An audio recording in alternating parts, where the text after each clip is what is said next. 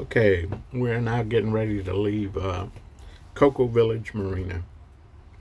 Uh, I'd like to say to the staff of this marina, uh, thank you for helping us out when we were in a little bind.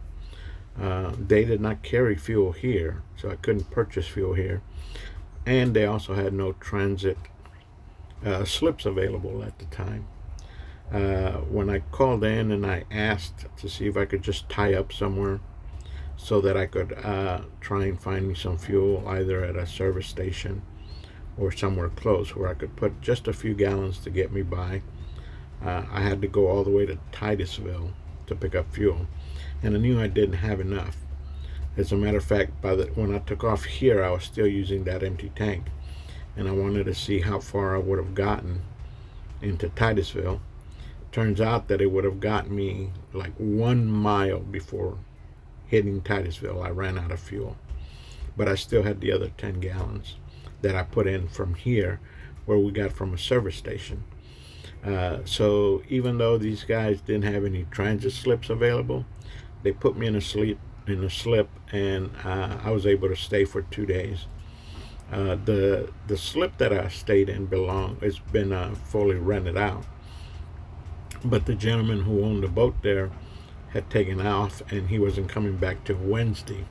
So they allowed me to stay on Saturday and Sunday, since the owner was not going to come back anyway till Wednesday. So I still paid for the transit dock fee, but that was great anyway because I was able to hook up to water and wash the boat. I was also able to hook up to electricity, so to charge my batteries back up again.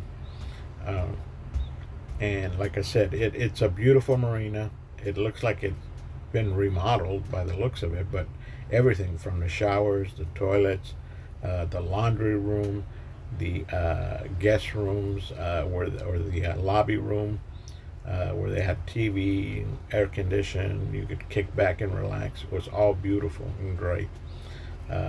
Thank you guys for the great job and for letting me stay there also. So I really did appreciate it. I was in a bind and they helped me out. So anybody ever happens to go to Cocoa Village Marina, hey, good. Tell them Roland sent you. Anyway, let's move on. Here I am leaving the docks there at Cocoa Village Marina, and I'm going to turn the boat over in just a second again so you could see that paddle boat that was there. I took some pictures or videos of it earlier, but I figured I'd turn around and give it one more shot so you could see the whole boat itself.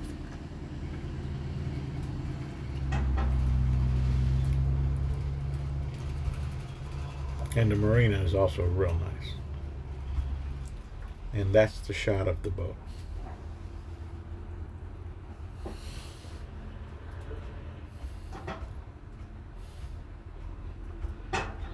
So now we're going to head out to Titusville.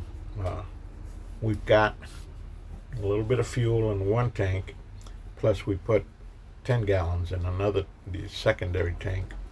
But I was still curious to see how much fuel, whether I even would have made it to Titusville with the fuel that I had in there, that I wasn't sure I had enough fuel to carry. So we're going to go ahead and take off and see where I run out of gas, or if I even would have run out of gas. And it turns out that I would have run out of gas right at a mile away from Titusville. So had I not stopped and picked up the extra fuel from a service station, I would have been out of fuel. But anyway,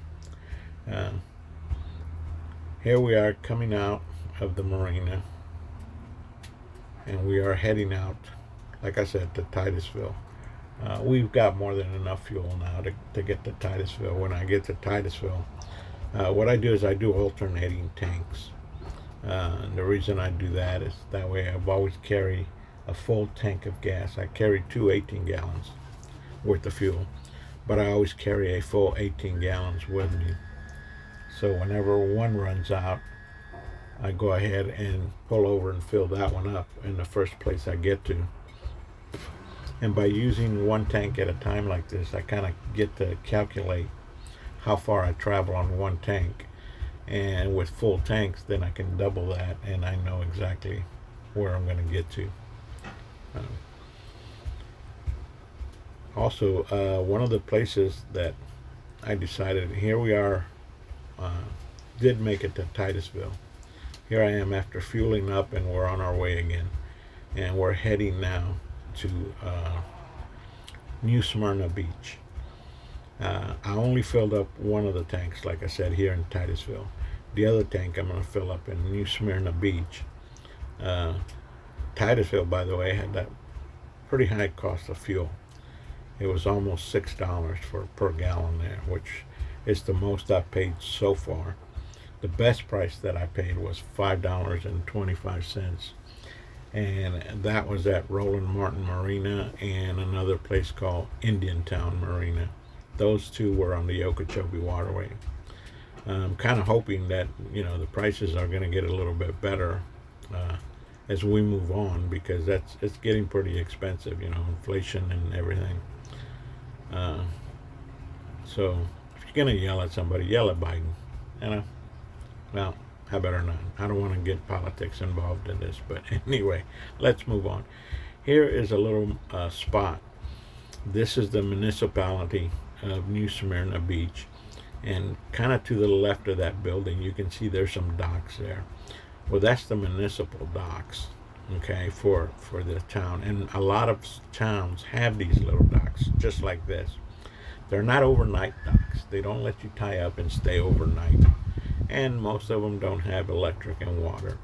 But what they do is they let you tie up on there, and in this case here, I was allowed to tie up for 5 hours. That's what now this is in the morning, so I'm kind of thinking, it'd be nice if I get me a full meal instead of eating on the boat again.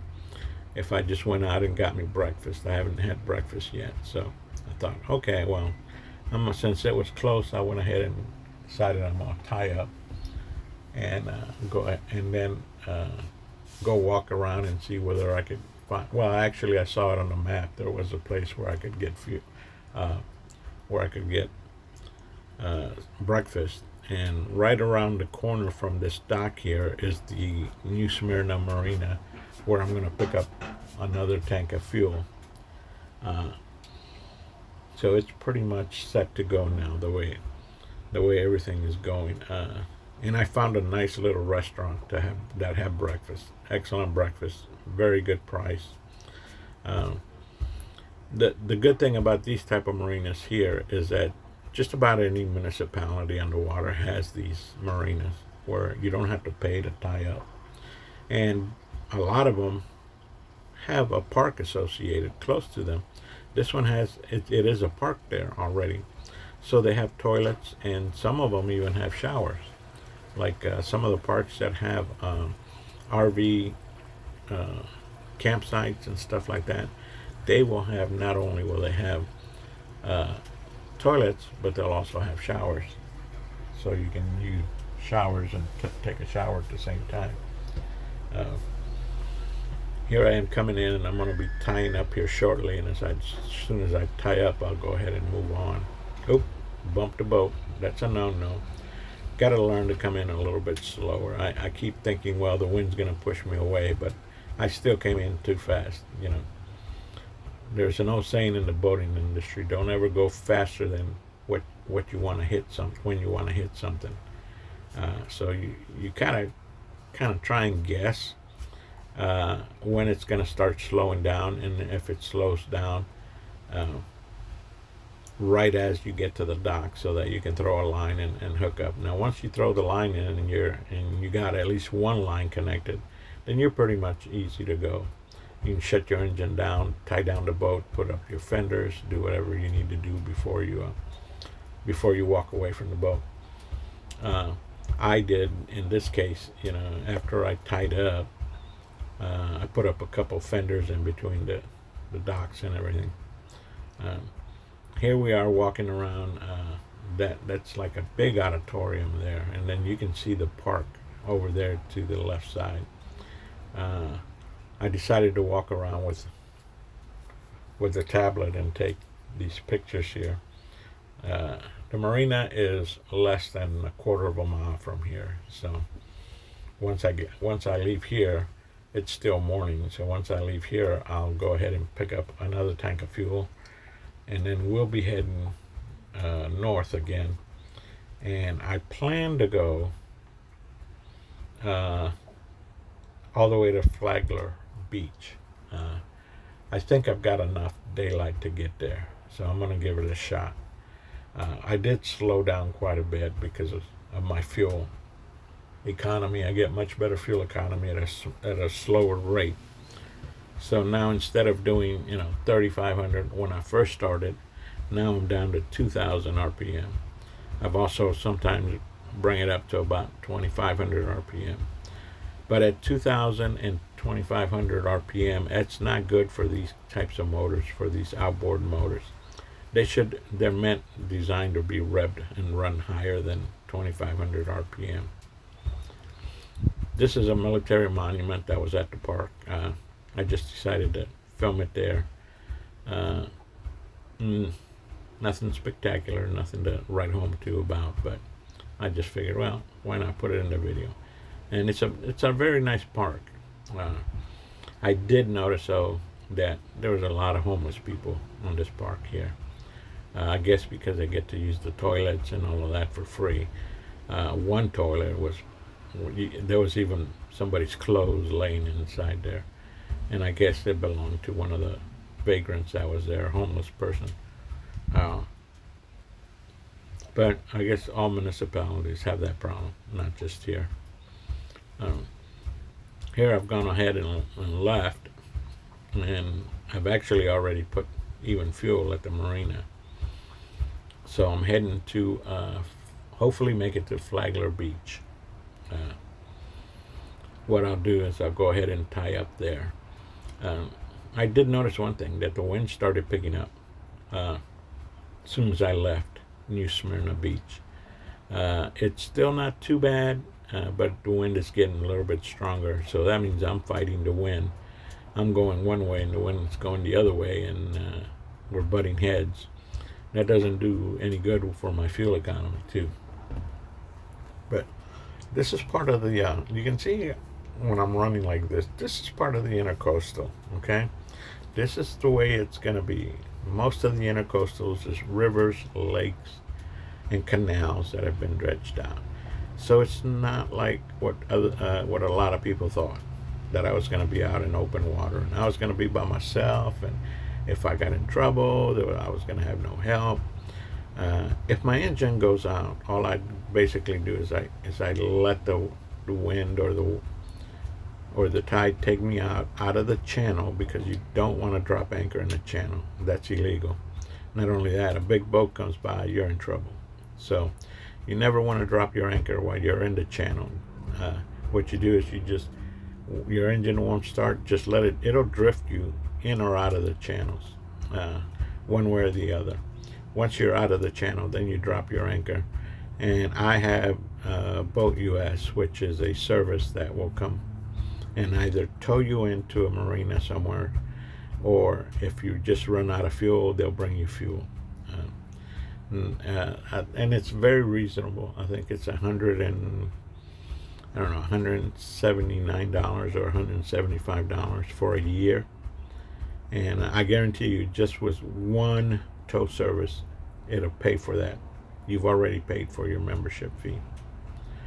Here I am in, actually here is Vero Beach. I thought I might try and pick up fuel here, or maybe even stay at a marina here, but they didn't have no transit marinas. So I decided, okay, I'll keep going and make it all the way to, I still have plenty of time to make it all the way to Flagler. And then here I am again now I'm on the Intercoastal, and I'm in the channel where I'm supposed to be. So you can see we're not very far from land. I mean, if something comes up, I drop anchor and I jump in the water and swim to shore, knock on one of these people's houses, these $5 million houses, and say, hey, can you take me in for the night? Yeah, right. But anyway, and you can see it's not, the wind is gusting, it is, but you can see the waves are not very big, and the reason for that is because you're in the Intercoastal, you're not out in open water. And now once you get into like Chesapeake Bay, Tampa Bay, Sarasota Bay, yeah, with the winds blowing the way they are right now, we'd be fighting some heavy choppy seas. This boat can handle 3 to 4 foot seas. Anything higher than that, 5 to 6 foot seas, it gets scary. But supposedly this boat can handle that too. So it's probably more the owner that would be scared rather than the boat. Can the boat handle it? These are made very good, very well, and there was a reason why I decided to do the Great Loop on one of these sea dories, and that was because of their dependability. They're built in the state of Washington, and they're actually more popular in the Pacific side than the Atlantic side. This particular boat I bought in Maine, actually, and it was sitting on a trailer, so I flew to Maine in the morning, was there for about 2 hours, looked at it, kicked the tires on it, ran the engine, made sure everything was looking pretty good, made the guy an offer, and then I flew back to Tampa Bay. The guy went ahead and took the offer a couple of days later, so I went ahead and paid for the boat, and then I had you ship it down. They had originally said, well, these tires are not going to make it, they're all dry rotted. I said, well, if they're dry rotted and they go, well, you get a blowout, go ahead and buy a new tire, I'll pay for that expense. The thing is that it's only a single axle trailer, and they made it all the way from Maine to Tampa, Florida, without no issues whatsoever on the trailer. So even the tires, even though they were rotted out, were still bad. Were still good. Made it all the way. I did buy 2 new tires that I have. I haven't even mounted them on the trailer yet. I figured, well, the trailer's going to sit for a year, so I'm not going to put the new tires on. I went ahead and bought the 2 tires and stored them in my shed. And when I get back, I'll put the new tires on. But as you can see, it's nice and calm. We're coming over a couple bridges here, and we're getting close now to getting to Flagler Beach. Like I said, I don't know how close we're going to get to it or not, but I think I'm pretty sure that before I lose daylight, I'll be in Flagler Beach. I've kind of calculated, at the rate we're traveling, kind of calculated it, and we should be there between 5:30, 6 o'clock. Sun starts going down between 7:30, sometimes 7:45. So plenty of time. Go ahead and drop anchor, or find me a little place to stay and drop anchor, and then I can go ahead and have me my dinner, and then go ahead and go to sleep.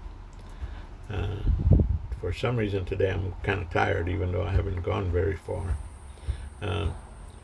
But I figured, well, no big deal. I mean, there's nothing to handling the boat per se, except turning the wheel here and there, and just kind of making sure. I can see now we're right by the towers now, that the water tower that says Flagler Beach, or it just says Flagler. So I did make it. You can see that tower sitting right there. That it's actually a light blue water tower. Well, that's Flagler Beach right there. So that's where I wanted to get to. So now it's a matter of finding a little place to stay. Haven't decided where exactly, but I don't want to stay on the Intercoastal. You want to get off the Intercoastal, because what happens is boats come by at night.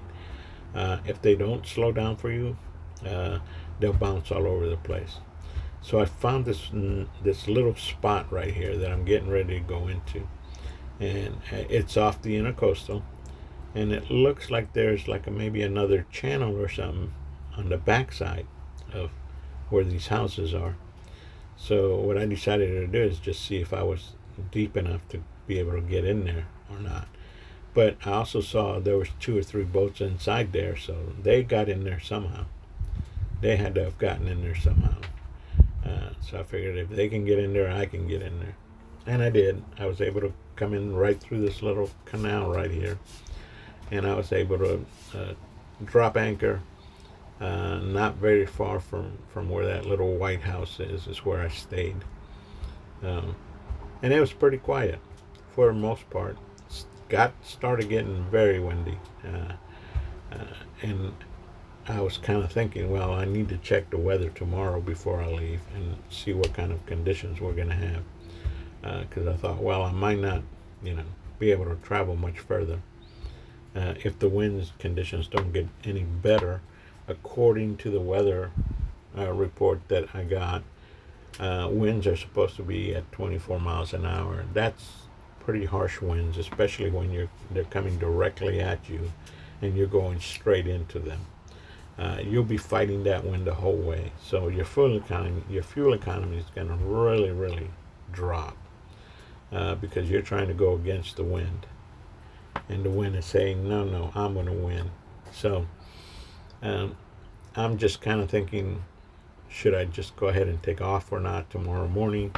But I'm going to see what the winds look like.